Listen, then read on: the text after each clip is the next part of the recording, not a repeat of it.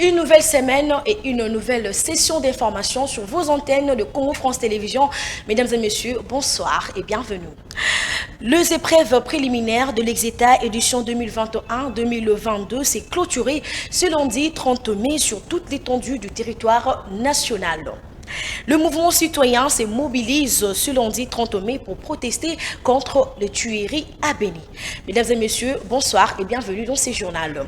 Les épreuves préliminaires de l'Exeta édition 2021-2022 s'est clôturée ce lundi 30 mai 2022 sur toute l'étendue du territoire national. Ces élèves ont exprimé leur satisfaction et joie du déroulement de la première au micro de Christella Beto. Clôture ce lundi 30 mai 2022 des épreuves de dissertation édition 2021-2022. Sur toute étendue de la RDC, quelques finalistes qui se sont confiés à nos reporters sur terrain ont affirmé que les épreuves se sont bien déroulées, l'ambiance était bel et bien au rendez-vous. Mais avec quelques difficultés, les gens disent que les questionnaires composés ne correspondaient pas aux matières enseignées. Ces derniers se sont disposés en petits groupes, visiblement selon les affinités des uns et des autres. Leur échange n'est tourné que sur ce qui doit être considéré pour eux comme une première expérience. Quand on sait que la série des épreuves sera longue, quelques-uns ont accepté de nous partager leur avis. Les épreuves de latin, pratique de latin et les pratiques de philosophie.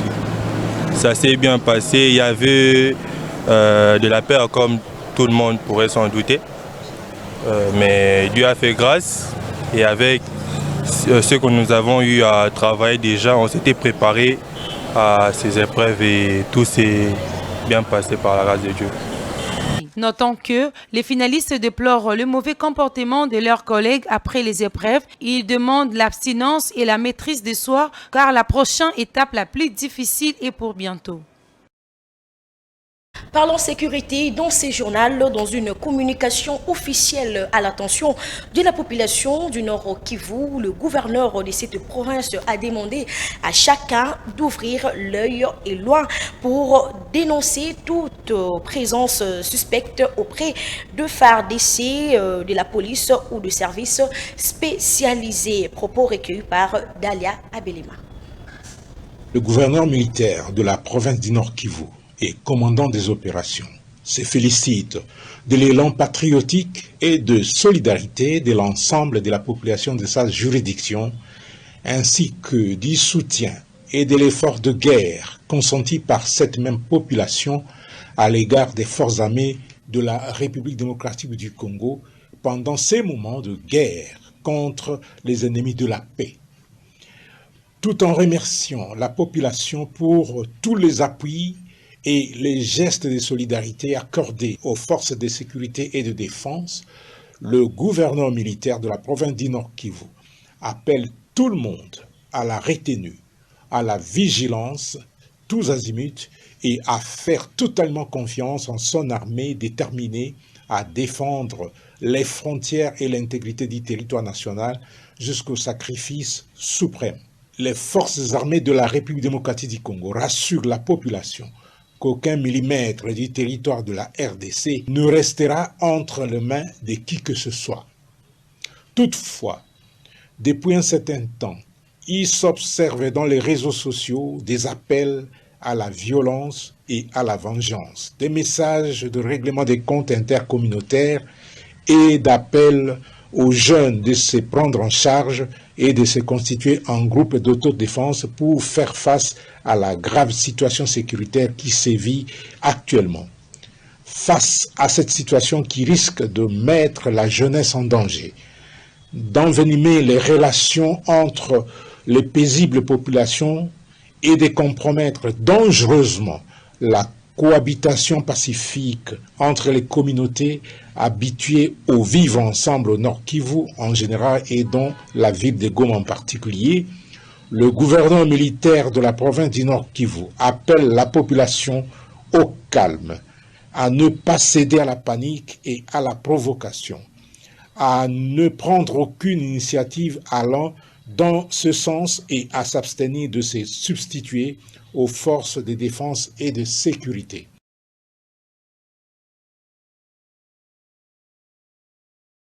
M23 est considéré comme un mouvement terroriste et exclu du processus Nairobi et une suspension immédiate de vols rwandais à la destination de la RDC.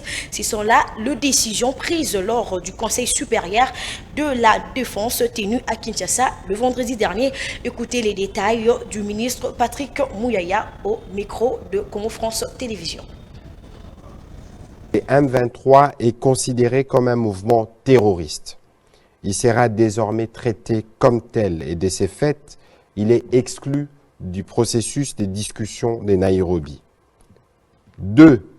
Une mise en garde est faite au gouvernement rwandais dont l'attitude est de nature à perturber le processus de paix qui arrive pratiquement à son avec les discussions de Nairobi où tous les groupes armés, à l'exception du M23, se sont engagés sur la voie de la paix.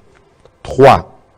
Comme mesure conservatoire, il a été décidé la suspension immédiate des vols de la compagnie d'aviation rwandaise à destination de la République démocratique du Congo. 4.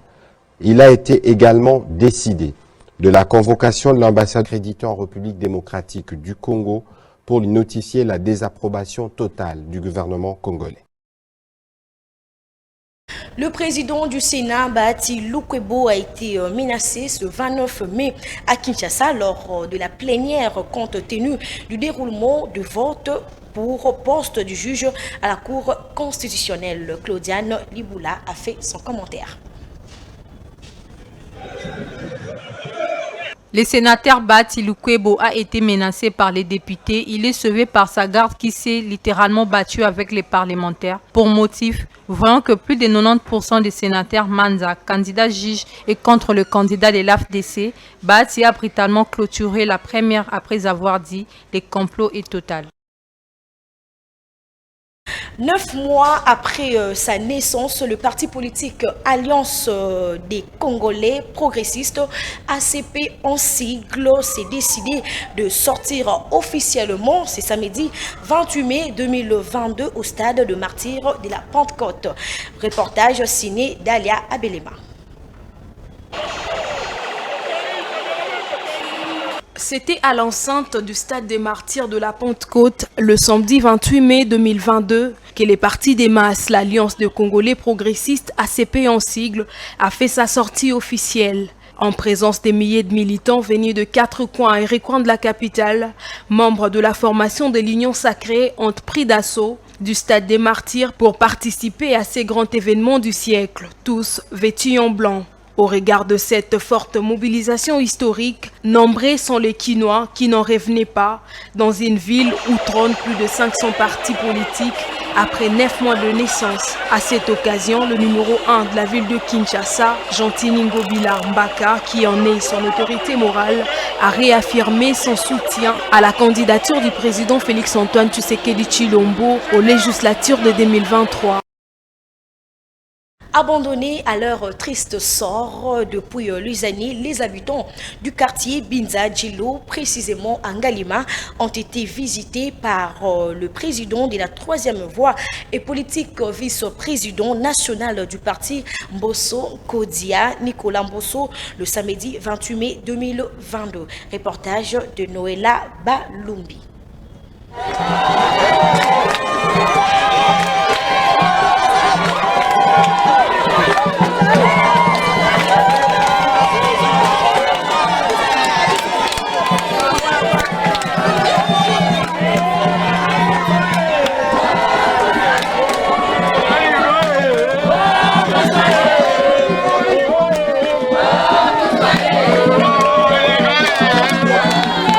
Les adhésions massives de descente dans toutes les communes de la ville-province de Kinshasa, c'est l'objectif poursuivi par le président de la 3e voie et vice-président national chargé de l'ordre, stratégie et des services techniques opérationnels du parti politique de la Convention pour la République et démocratie, CRD en sigle. Nicolas Mbosso Diaoya, qui a procédé ce samedi 28 mai à une forte mobilisation dans le quartier Binza Djelo, dans la commune de Ngalima.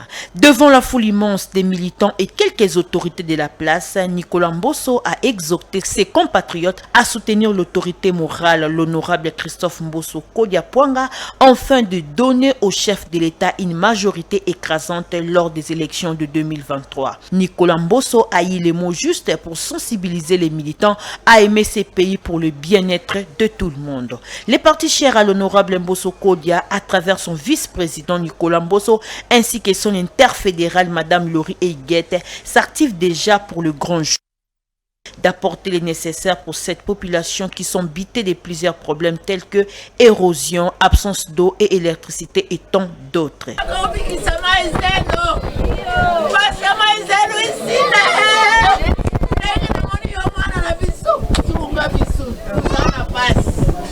Tuzana pasi ya banzela, tuzana pasi ya mai, tuzana pasi ya kura, konia ndeto kolobate. Dengi oye tusepele makasi, makasi, makasi, makasi. Notons que Nicolas Mbosso effectua des descentes dans toutes les communes de Kinshasa afin d'accomplir sa mission. Nambosso, Toko Kendeliboso, Toko Zonga Simate, Sia Baokoka.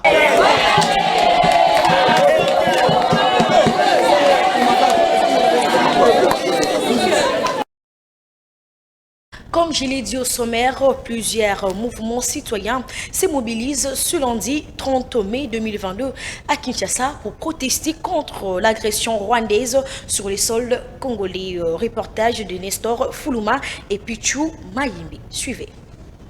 Comme un seul homme, le mouvement citoyen ici de la société civile se mobilise contre ce qu'il qualifie de l'agression rwandaise sur les sols congolais. Bienvenue Matumo, militant du mouvement Lutte pour le changement, explique les raisons de ces rassemblements de ce lundi 30 mai 2022 à Kinshasa sur la place Gare Centrale. Alors on se mobilise avec d'autres mouvements citoyens pour lancer un message d'unité nationale, d'exprimer notre soutien aux hommes et femmes qui se battent sur le terrain pour protéger notre territoire contre l'agression de l'armée rwandaise, mais aussi on veut exprimer notre solidarité et proximité vis-à-vis ou à l'endroit des populations et nos frères qui sont en train de fuir leur village, de se déplacer parce qu'ils sont attaqués.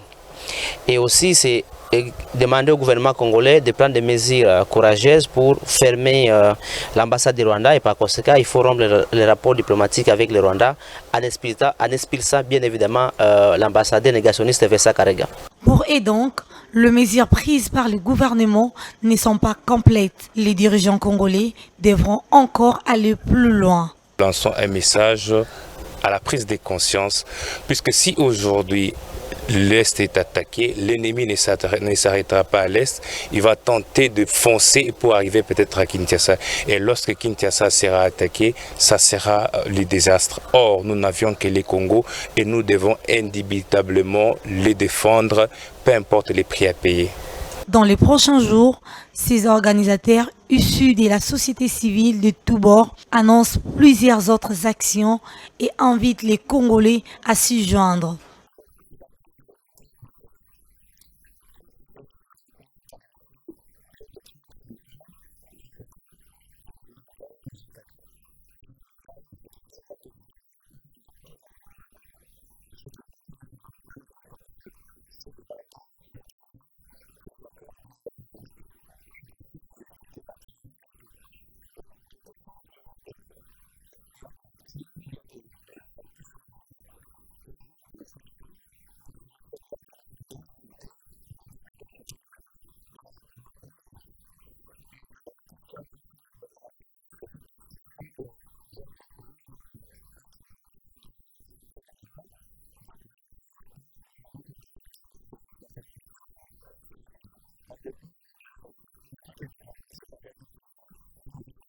Le gouvernement de la RDC avait pris une série de mesures pointant du doigt le Rwanda. Ces mesures qui nécessitent un accompagnement de toute la population congolaise pour que dans les prochains jours, la paix règne dans cette partie du pays.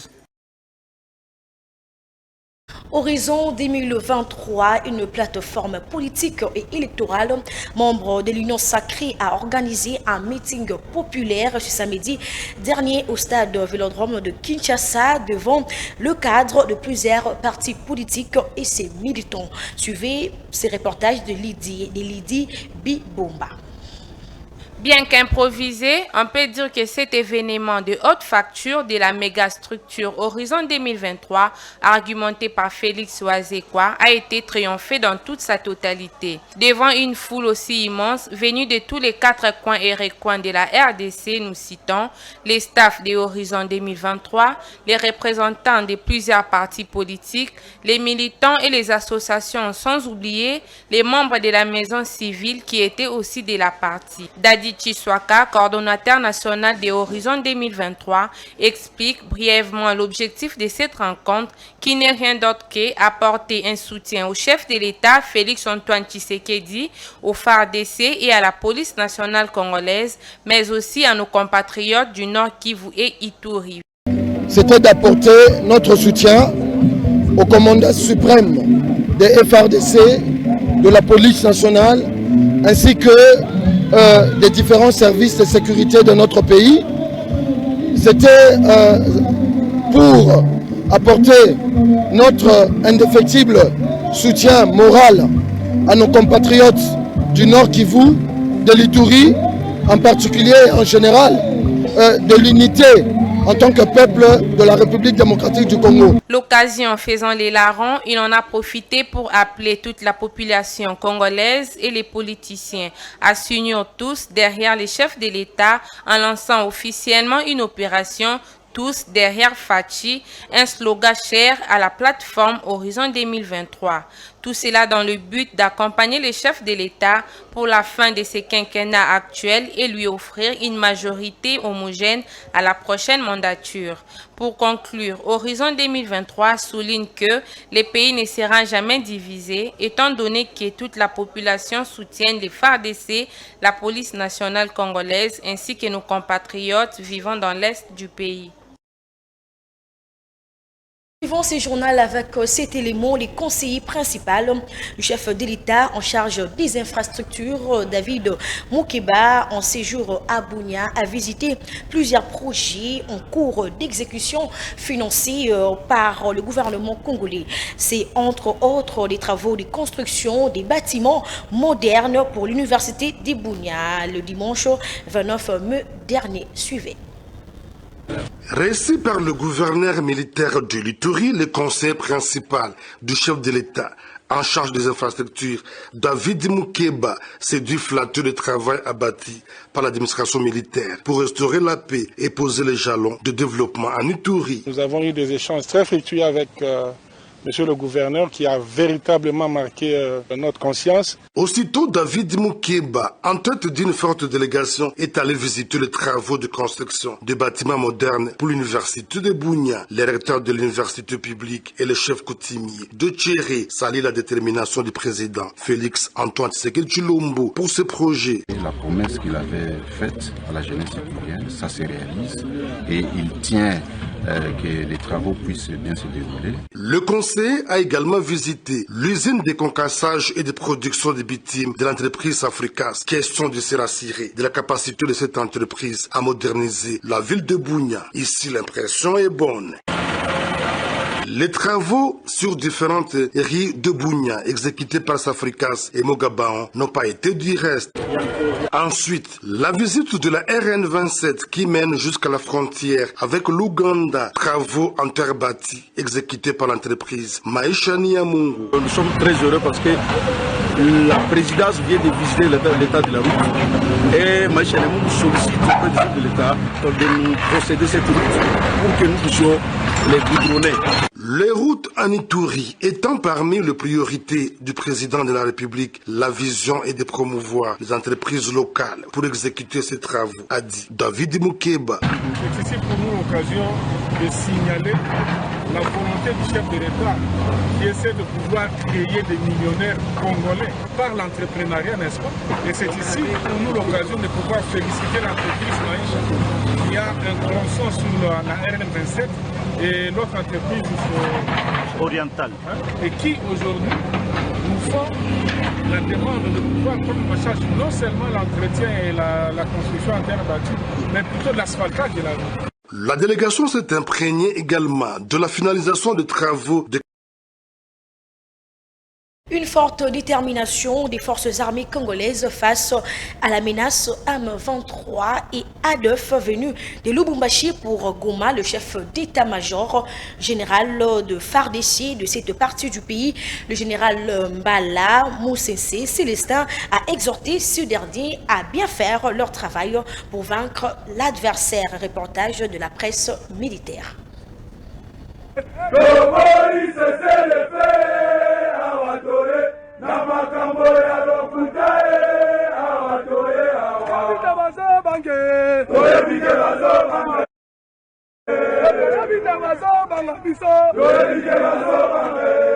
Venu de Lubumbashi en renfort, le 211e bataillon commando a reçu ce dimanche le 29 mai 2022 la visite du chef d'état-major général des forces armées de la République démocratique du Congo à Goma. Le général d'armée Mbala Moussensé Célestin a saisi cette opportunité pour galvaniser le moral des troupes des FARDC. Il a appelé chaque militaire à se sacrifier pour défendre l'intégrité de la République et protéger la population et ses biens. École Mobimba, il y a la République démocratique du Congo, et tiens miso et pas inabino. Et tiens miso et pas inabino, ponate, boba telamboka, mongona, azali, kotante kobotola, moi eteni. Boyebi mission na biso, ezali mission ya kobatela, ndelo ya République démocratique du Congo po ete mongona akota te azwa ata eteni moke te. Mission ya mibale ya makasi ezali ya kobatela mpe population na biso na biloko na bango mpe kosalisa gouvernement na biso mpo na développement. Abengi bino po boya kosalisa mosala ya baoyo babandaki awa po te population na biso ya Nord Kivu na ya Ituri eza kobundisama na M23 na ADF banguna ya mboka na biso. Tokokende bipai biso pona kobenga na monguna ekolo. Parlons société à présent, réouverture de la route Goma-Rutshuru par le FARDC le dimanche 29 mai dernier. Il s'agit du tronçon Kibumba-Ragou-Rougari, plutôt coupé de tout trafic lors de l'attaque des positions de FARDC par l'armée rwandaise. Suivez. Vient d'être réouverte à la circulation grâce à une patrouille de combat des éléments des forces armées de la République démocratique du Congo ce dimanche 29 mai dans la matinée. Il s'agit des patrouilles de combat qui sont parties, l'une de Goma et l'autre de Rutshuru, avec comme lieu de jonction Kibumba. Voilà, il s'agit de la réouverture de l'axe Goma-Rutshuru qui a été coupé, comme vous le savez, il y a de cela 4 à 5 jours, n'est-ce pas? L'ennemi est venu du Rwanda pour venir attaquer nos positions et ils ont du coup coupé le trafic sur cet axe d'intérêt national. Et aujourd'hui, les forces armées de la République démocratique du Congo viennent de réouvrir cet axe. Il y a eu bien évidemment une patrouille de combat, 2 patrouilles de combat, plutôt une qui est partie de Goma vers la place communément appelée 3 Fontaines sous l'inspection du général des brigades Chico Chitambo qui est de la garde républicaine, et une autre qui est partie de Rutshuru jusqu'à cette place sous l'inspection du général-major Chirimwa Mipiter qui se trouve être le commandant du secteur opérationnel au Soukouladi. Donc, cette route vient d'être réouverte par les forces armées de la République démocratique du Congo et c'est là la grande satisfaction de notre population. Voilà. Il vous souviendra que cette route d'intérêt national avait été coupée en deux lors de l'attaque de nos positions à Ruunda et Kibumba le 24 et le 25 mai par l'armée rwandaise. Dans la page internationale, le chancelier allemand Olaf Scholz a alerté ce dimanche 29 mai sur une nouvelle crise financière possible qui menacerait le pays du Sud, notamment le pays africain, sur le piège de la dette. Suivez ses commentaires. C'est lors d'un débat à la 110e édition du Congrès des catholiques dans la ville allemande de Stuttgart. Olaf Scholz s'est dit préoccupé par ce qu'il a appelé le piège de la dette. Pour le pays pauvre en particulier, pour le prêt contracté auprès de la Chine. L'afflux de prêts à long terme consenti par la Chine aux pays pauvres, notamment en Afrique, constitue un danger sérieux de voir le monde plonger dans une nouvelle crise financière, a affirmé les chanceliers allemands. Pékin est accusé par l'Occident d'utiliser son programme de nouvelles routes de la soie pour exercer une influence sur les autres États. Ces pays, notamment le pays pauvre, alors qu'ils ne peuvent plus rembourser l'argent prêté, finissent par devoir céder les contrôles de leurs actifs clés. Pour lutter contre l'influence chinoise, Bruxelles a mis en place un plan d'aide au développement durable baptisé Global. Ce sont 300 milliards d'euros d'origine publique et privée que l'Europe ambitionne de rassembler d'ici 2027 afin d'investir dans le projet d'infrastructure à travers le monde. Finissons ce journal avec cet élément de la guerre en Ukraine. La ministre des Affaires étrangères, Catherine Colonna, s'est rendue à Kiev ce lundi 30 mai pour rencontrer le président ukrainien Volodymyr Zelensky. Suivez. Le ministre des Affaires étrangères, Catherine Colonna, est arrivée à Kiev ce lundi 30 mai en train. Elle a souhaité témoigner la solidarité de la France à l'égard du peuple ukrainien et de sa pleine détermination à renforcer son appui à l'Ukraine face à l'agression russe, peut-on lire dans un communiqué du Quai d'Orsay. La chef de la diplomatie française doit se rendre à Boutcha pour une visite de la ville martyre en fin de la matinée. Catherine Colonna remettra de matériel pour la sécurité civile tels que camions de pompiers et ambulances offertes par la France aux autorités ukrainiennes. Puis elle retournera à Kiev dans l'après-midi. Au cours de sa visite, Catherine Colonna va rencontrer le président ukrainien Volodymyr Zelensky ainsi que son homologue ukrainien Dmytro Kuleba. Enfin, le ministre en profitera pour saluer le personnel de l'ambassade de France à Kiev, dont l'engagement exemplaire a permis à la France de rester aux côtés du peuple ukrainien et de nos ressortissants en Ukraine depuis le début de la guerre. Ce journal tend vers sa fin, mais avant de vous quitter, voici les rappels des titres. Les épreuves préliminaires de l'Exeta édition 2021-2022 s'est clôturée ce lundi plutôt 30 mai sur toute l'étendue du territoire national. Le mouvement citoyen se mobilise ce lundi 30 mai pour protester contre les tueries à l'est de la RDC. Mesdames et messieurs, c'est la fin de cette édition du journal. Si vous l'avez aimé, dites merci à l'équipe technique et à l'équipe rédactionnelle. Quant à moi, je vous retrouve demain à la même heure. Au revoir et portez-vous bien.